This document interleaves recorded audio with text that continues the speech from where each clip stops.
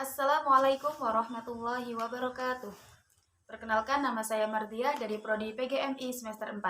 Pada kesempatan ini saya akan menjelaskan mengenai objek studi agama-agama.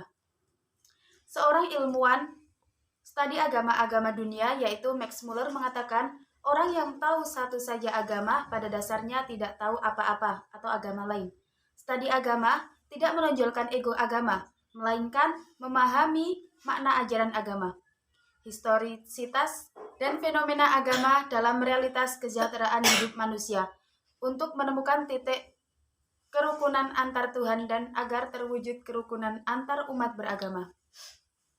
Munculnya studi agama-agama merupakan respons keilmuan atas 3 persoalan utama yang muncul, yaitu yang pertama, realitas agama-agama sebagai realitas keilmuan.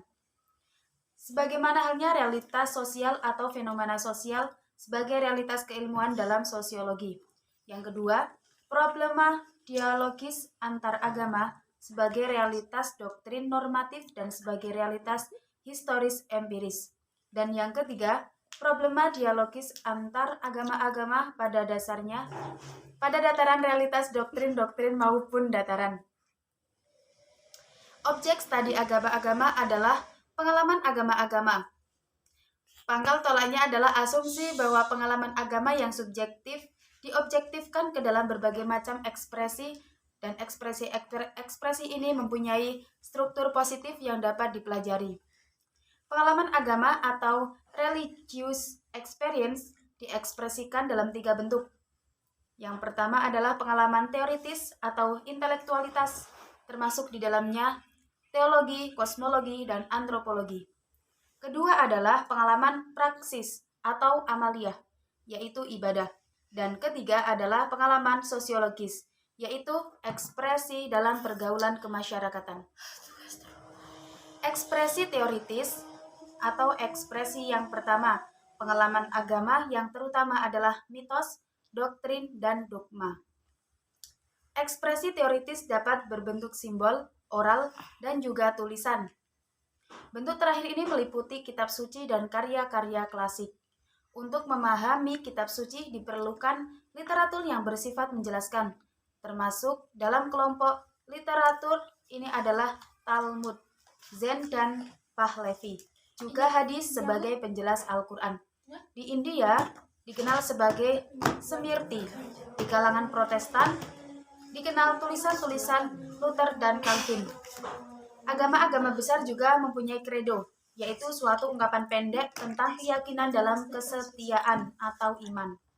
Syahadat 12 dalam agama Kristen, 2 kalimat syahadat dalam Islam, dan Shema dalam Yahudi.